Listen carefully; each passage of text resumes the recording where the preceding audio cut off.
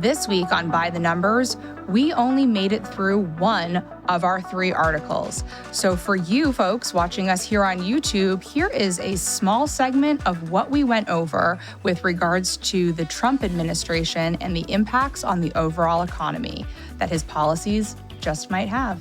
Sit back, relax, and join us as we take you through the numbers. Hi, Lauren. Hi, Lindsay. How are you? I'm great. How are you doing? I'm good. I want to ask what you did this weekend. You know what I did this weekend. Know. We actually got to see each other this weekend. I know. Lauren, you came to my new home. Your beautiful new home. Oh, thank you. Stunning. I wish we could show pictures. That looks like a magazine spread. It was so beautifully decorated for the season and very kind. A very, very fun time. Yes, it was an early Christmassy themed girls brunch that we did. And we made wreaths, which are I should have brought one. Oh, you should have. I know mine's on my front door right now. Is it? I haven't put mine on my front door yet. But that was so much fun. It was great. Yeah, my dear friend came over from Nantucket and taught a wreath making workshop at my house. And she just kind of shared her gift with all of us. She is responsible for making Nantucket look beautiful. Yes. So if you're ever over in Nantucket and you see the work of our great friend Hafsa Lewis of Hafsa & Co., all the window boxes and really just fun stuff going on over there, especially this time of year. She's clearly doing a great job because Nantucket is just so charming.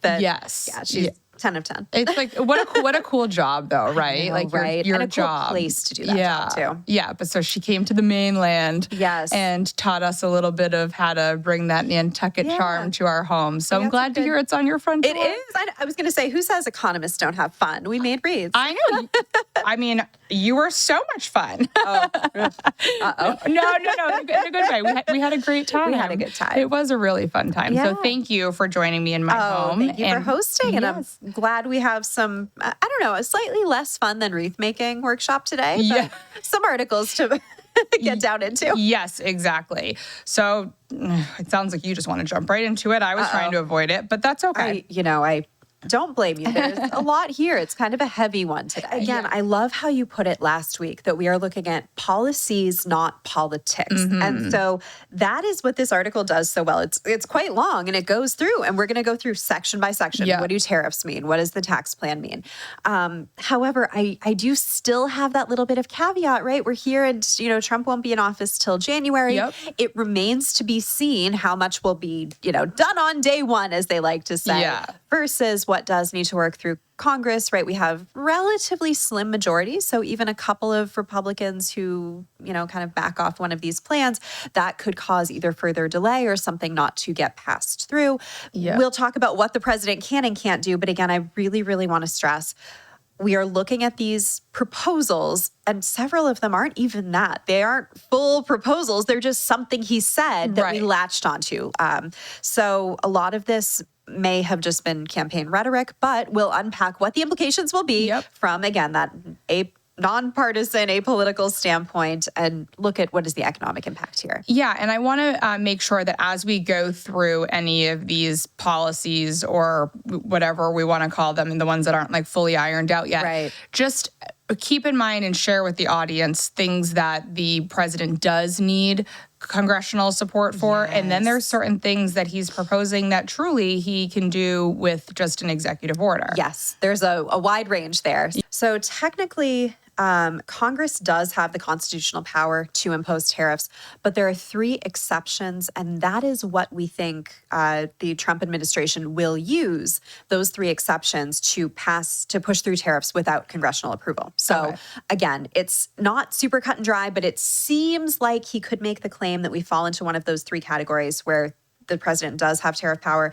Those 3 are, by the way, a threat to national security during times of a national emergency. But the one that I think we'll probably see is in response to unfair trade practices. Okay. So yes, there could be legal challenges, especially if you do see a 10% tariff on everything coming in, right? That's a little harder to classify. I don't think we're in a national emergency. Would everywhere be an unfair trade practice, right? We could get some knock-on legal action, but that remains to be seen. But yes, Trump at least believes he has the power to do this without congressional approval. And it seems like enough of a case is there that we could take this at face value. If you have this article kind of goes into the shoe industry, but if you have, shoes coming over from China and then shoes that are produced domestically here in the United States, that domestic shoe manufacturer is not subject to those same tariffs so long as they're not importing. I mean, they would be on materials if that was coming in. Sure, depending on how those classifications go. Exactly. But what is their business strategy as their competitors who have those tariffs to kind of push on to the consumer? You're saying that the domestic manufacturers have passed that on as well. In this case, it seems that they did. They said maybe we'll take a little more margin or something there. So again, the price impact really does vary. The estimates in this study came within the first year between 0.9 and 1.4% on average. Now, again, some industries, retailers actually just cut into their profit margin a little bit more. Yeah. So the full whatever percentage, wasn't passed through. They didn't want to give sticker shock to consumers in most cases, especially for things like household goods. That's where we saw retailers kind of take a little bit more of the hit. Things like dishes, towels, umbrellas were a big one for some reason, versus things like electronics. Those products saw a higher price change. So more inflation came through. But regardless, at the end of the day, whatever percentage the change was, and in 2018, one of the reasons Ember thought that price change was not higher is that there was a long visibility window. Trump proposed these tariffs, and we had a lot of time to kind of think about it before they went into effect.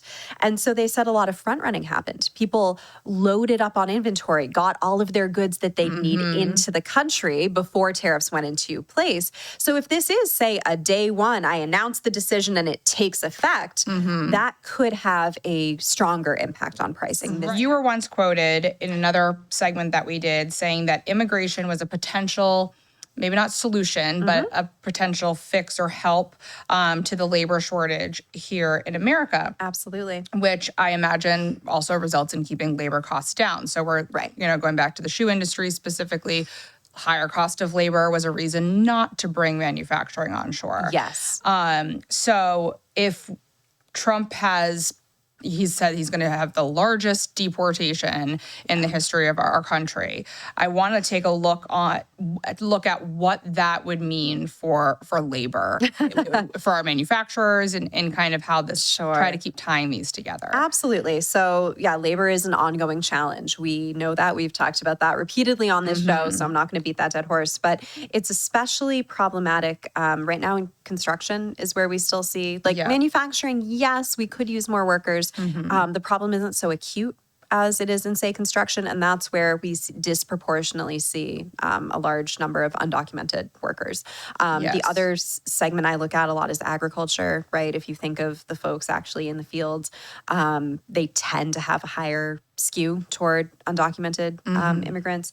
So there are shortages already. This taking those folks, first of all, out of the picture, right? If anything, I wish we could be increasing legal immigration to get more working age people in, but that's just the economist in me. Right. And that's what I picked up on in this policy as well, is it is a deportation of undocumented immigrants. Yes. And he claims that it would help the economy by freeing up housing and opening up jobs for U.S. citizens. Yeah. Which I think we've had this argument in prior administrations as well. I think his is the one that gets it the most spotlight for it because of his feelings towards Mexico. And but I've heard my parents say it like back,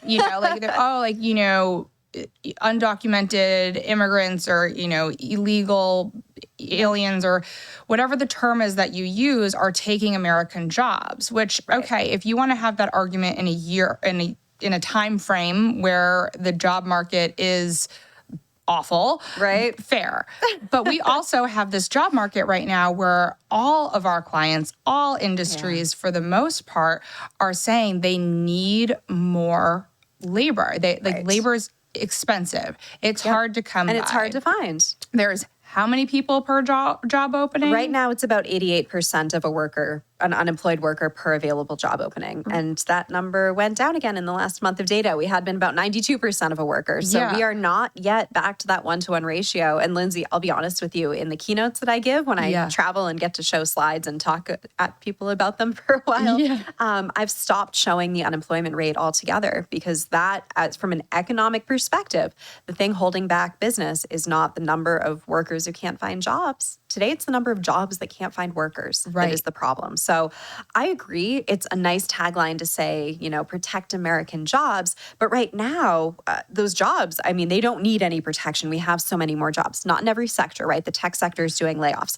The tech sector is not also where a disproportionate number of undocumented workers are working. So it's, I think this is where we have to really pick it apart sector by sector. Definitely. Construction is the big one. And last thing on the docket here is... Oh gosh, it's a doozy. It's a doozy. Taxes. So Trump has proposed a number of tax cuts, including a complete elimination of the federal income tax.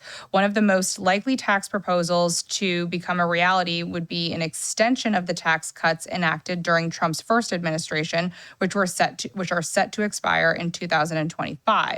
Those cuts lowered the corporate tax rate to 21% from 35%, reduced individual income tax rates, and increased the standard deduction.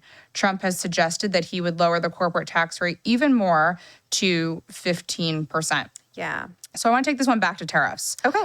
As I've read through all of this and things that I have been hearing in conversations with our clients, where my brain is going is the tariffs and these tax cuts. Do they potentially, not entirely, but to some extent, offset each other? So a tariff is going to cost a business more money to import material.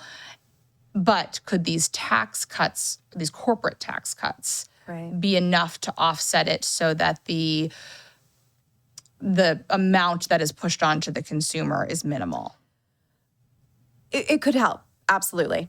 This could help with that gap, right? If you do see businesses, and again, we haven't historically seen them move pricing in that direction. So I can't say that would fully close the gap, but if you're helping them in one hand, even if something costs more on the other. Now, again, it's going to be different corporations that import different amounts or export who get more hurt by this. But here's where it just comes in terms of dollar value. So I don't want to jump ahead of you, but where I was really excited to take this, where I kind of ran the scenario analysis, was on the federal income tax. Yeah. And that was another, again, not proposal, just something Trump said once, and then everyone caught on because he said, let's eliminate the federal income tax, which would be huge. That's where we get half of our federal revenue. That is a doozy. Right. One of my questions on here is, so how does the United States make money at that point? That would be the problem. But you said, now, again, the tariffs back in the...